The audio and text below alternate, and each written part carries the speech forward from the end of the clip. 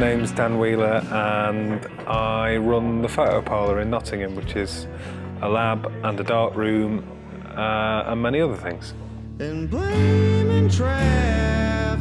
I'd had dark rooms at home and stuff, little cupboards and things like that, where I'd set up little dark rooms and had a little enlarger and could process film at home and all that kind of stuff.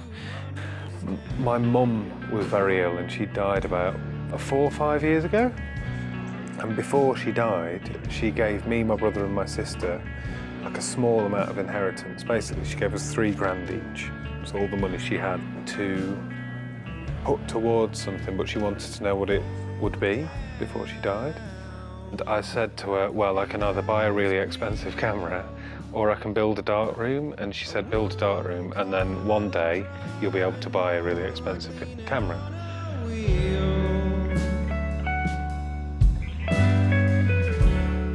When I was younger, I wanted to be a musician. I always wanted to be a creative person. I was into like art, and then I got into music. And then I studied art for a bit, and then I decided that I didn't like it and quit my art course and started doing music. And I didn't understand at the time that that was just like training me up to do my own stuff.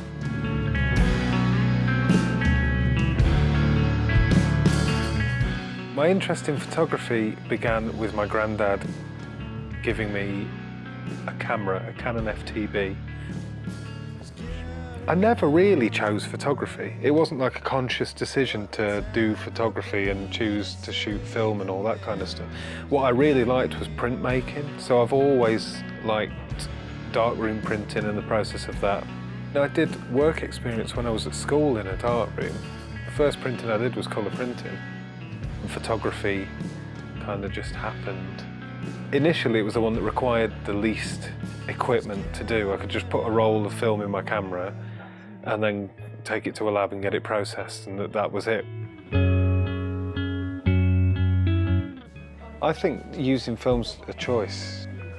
I'm not like militant about people using film or anything like that. For me personally, it's just always been the way I've worked, you know. I do own a digital camera, but I don't ever use it. It just sort of sits in a bag.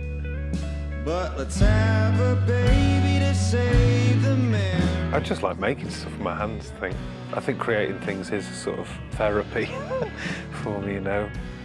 This is the only place of its kind in the country. It's a lab and a darkroom and a gallery and a social space and a studio. And we teach workshops. It's a bit of everything, really. When I first took the place on, it was just a lab. And I always wanted it to be a community space with lots of people in it. And it's slowly but surely getting that way. Still a long way to go in order to make it survive and make it pay, but it's getting there. But let's have a baby to save the man.